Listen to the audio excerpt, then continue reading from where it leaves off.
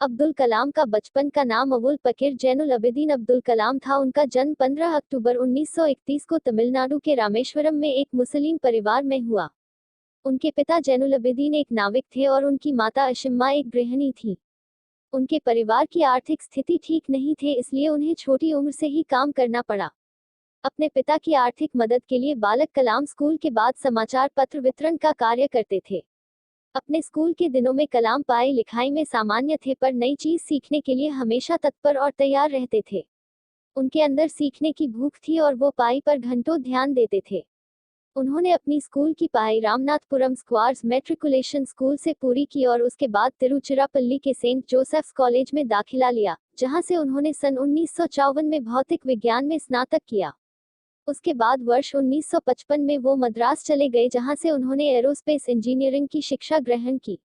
वर्ष 1960 में कलाम ने मद्रास इंस्टीट्यूट ऑफ टेक्नोलॉजी से इंजीनियरिंग की पढ़ाई पूरी की। राष्ट्रपति कलाम ने खुद अपने से धन्यवाद कार्ड लिखा। एक बार एक व्यक्ति ने डॉक्टर एपीजे अब्दुल कलाम का स्केच बनाकर उन्हें भेजा। उन्हें यह जानकर बहुत आश्चर्य हुआ कि डॉक्टर कलाम ने खुद अपने हाथों से उनके लिए एक संदेश और अपना हस्ताक्षर करके एक थैंक यू कार्ड भेजा है। 1969 में उन्हें इसरो भेज दिया गया, जहां उन्होंने परियोजना निदेशक प्रोजेक्ट डायरेक्टर के पद पर काम किया।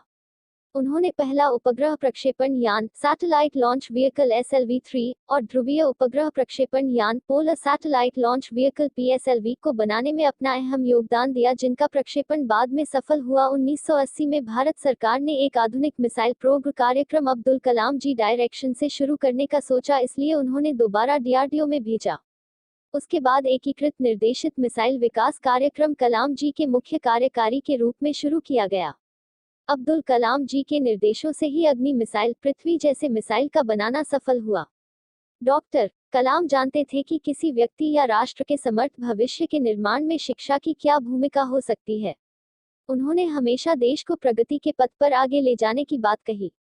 उनके पास भविष्य का एक स्पष्ट खाका था, जिसे उन्होंने अपनी पुस्तक India 2020 a vision for the new millennium में प्रस्तुत किया।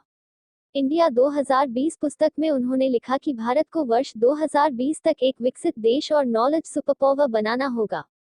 उनका कहना था कि देश की तरक्की में मीडिया को गंभीर भूमिका निभाने की जरूरत है। नकारात्मक खबरें किसी को कुछ नहीं दे सकती, लेकिन सकारात्मक और विकास से जुड़ी खबरें उम्मीदें जगाती हैं। डॉक्टर कलाम एक प्रख्यात वैज्ञानिक, प्रशासक, शिक्षाविद और लेखक के तौर पर हमेशा याद किए जाएंगे और देश की वर्तमान एवं आने वाली कई पीढ़ियां उनके प्रेरक व्यक्तित्व एवं महान कार्यों से प्रेरणा लेती रहेंगी। अपनी आत्मकथा कृति माई जर्नी में कलाम साहब ने लिखा है, जीवन के वे दिन काफी कसमसाहट भरे थे। एक तरफ विदेशों में शानदार करियर था, तो दूसरी तरफ देश सेवा का आदर्श।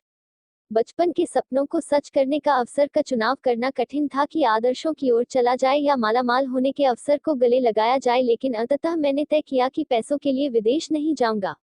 करियर की परवाह के लिए देश सेवा का अवसर नहीं गंवारूंगा। इस तरह 1958 में मैं DRDO defence research and development organisation से जुड़ गया। डॉक्टर कलाम की पहली तैनाती DRDO के हैदराबाद केंद्र में हुई। 5 सालों तक वे यहाँ पर महत्वपूर्ण अनुसंधानों में सहायक रहे। उन्हीं दिनों चीन ने भारत पर हमला कर दिया। 1962 के इस युद्ध में भारत को करारी हार की शिकस्त झेलनी पड़ी। युद्ध के तुरंत बाद निर्णय लिया गया कि देश की सामरिक शक्ति को नए हथियारों से सुसज्जित किया जाए। अनेक योजनाएं बनी, जिनके जनक डॉ. कलाम थे, लेकिन 1963 में उनका हैदराबाद से त्रिवेंद्रम तबादला कर दिया गया। उनका यह तबादला विक्रम स्पेस रिसर्च सेंटर में हुआ, जो कि दूसरों इंडियन स्पेस रिसर्च ऑर्गेनाइजेशन का सहयोगी संस्थान था। डॉ. कलाम ने 1980 तक इस केंद्र में काम किया। अपने इस लंबे सेवा काल में उन्होंने देश को अंतरिक्ष विज्ञान के क्षेत्र में महत्वपूर्ण मुकाम तक पहुंचाया। ऐसे थे हम सब मिसाइल मैन अब्दुल कलाम साहब। धन्यवाद दोस्तों, फिर मिलते हैं।